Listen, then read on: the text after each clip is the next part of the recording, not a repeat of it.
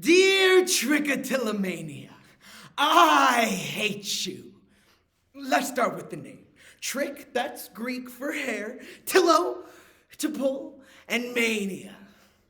Of course, is madness. By the time I finish telling you this, my fingernails may have already dug an extra line into my palm.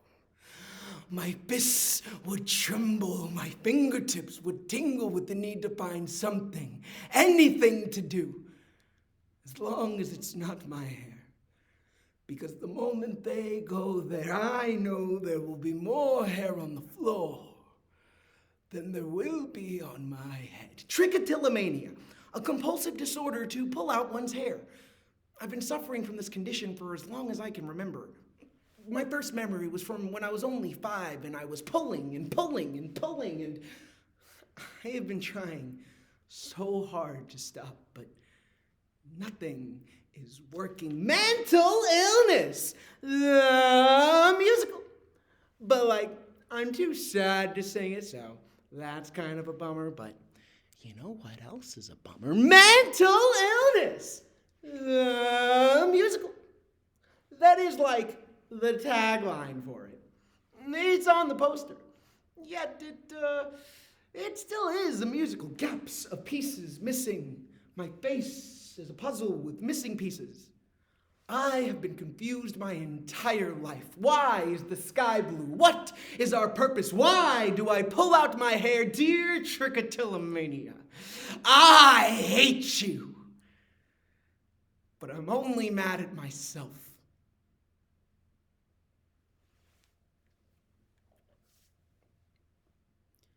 Psychology Today of January 8th, 2020 argues that were we able to see the effects of depression or anxiety in the way we do, say, a broken leg, that we would take mental illness more seriously. Visibility, then, at least should be an obstacle.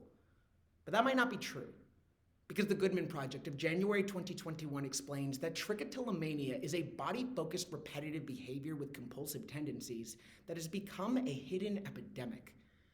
Those with the condition, like myself, and over 300 million others across the globe will incessantly pick, break, or even burn their hair off in order to alleviate anxiety. Trichotillomania is decidedly visual, yet those with the condition can be bullied, harassed, or ostracized for showing its symptoms. This past semester, I picked off the entirety of my eyebrows.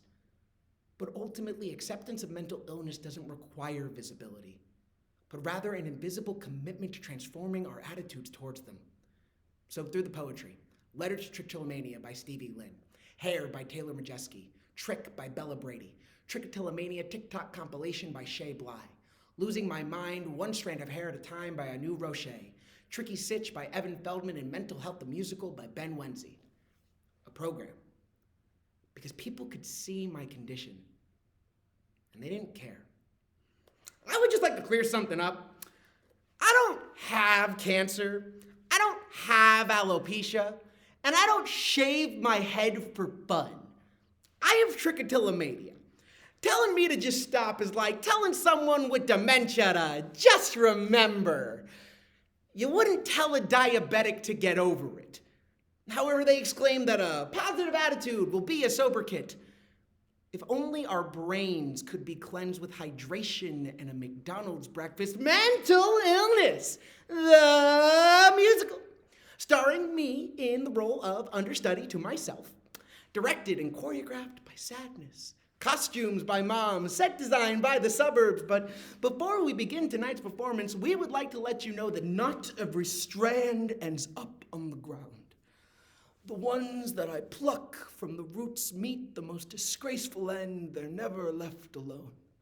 Always dragged across my body like never-ending bumpy road that is my skin, like corpses that no one ever thought deserved respect. Dear trichotillomania, you've taken my confidence, my sanity, my pride, and my hair. I'm just sitting in class or watching TV, and before I know it, my fingers are entangled by auburn vines that choke my fingers until I shamefully shove the hair that I've absentmindedly plucked into the front of my pocket. Most people just look. And they don't ask any questions. They don't ask me if I'm okay. They don't ask me if I need help. Most people assume that because they've never seen it before, that they should keep their mouths shut. I feel so isolated when I am sitting in a classroom full of students. I feel like there's nobody else there except me and my hands and my hair, and my fingers reach back to see what damage you've done. And they feel only my pink, barren, stinging scalp. My dear Trick, I hate you. I hate you because now I'm losing my beauty, my crowning glory, and the only thing I can think of is putting my hands in my hair and pulling and pulling and pulling, and all I can think of all day long is pulling, and when I have a test, all I can think of is pulling, and I forget all of the answers. I am sick, of playing to an empty house. And I am sick, and I'm sick, and I ick, and I ick, and I pick, and I pick, and I trick, and I trick. And all I can see is hair. Hair on the ground, hair surrounding me, hair has engulfed me in its ways, hair has taken over my life. Dear Trick, don't you see? I'm longing to be free, but it seems there's no release from your seductive grip on my fingertips. Again, I slip. My scalp is stripped. My heart will skip at this hair I've ripped because I'm going slightly mad. I thought I was the only one, but my mother thought so too. She would raise her fingers against my scalp, hoping against hope that I would hate the invasion enough to stop. She was desperate enough. She would consider everything. She was desperate enough. She would consider anything except for getting help. Therapy is for mad people, she said. Dear trichotillomania, why can't you be normal? Why is there always a struggle? Why doesn't a circle fit in a rectangular puzzle? Because the pieces of us aren't picture perfect. I saw the picture of a woman whose hair just like mine. There was only so little of it left. The words right next to hope were written in bold black letters spanning across 2 pages. Trichotillomania. I cried that day.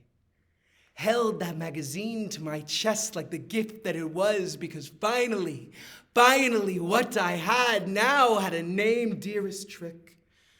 I've realized that this condition is my magic trick. It means my body needs something if I feel the urge to pick. It's my body's way of telling me I need to eat, relax, or exercise, take my pills, drink water, or close my eyes.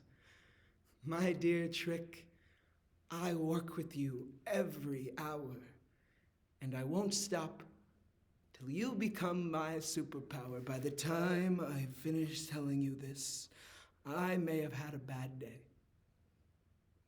or a great one. Some days, the only thing that matters is that for the past 5 weeks, my predator fingers have not hunted my scalp for the most vulnerable strand. There are days where this admission brings me pride. There are others where it makes me fear my next relapse. By the time I finish telling you this, I will remember the woman who gave my condition a name. I do not remember hers, but her face is the face of my guardian angel. By the time I finish telling you this, I want to be that face, to to somebody else.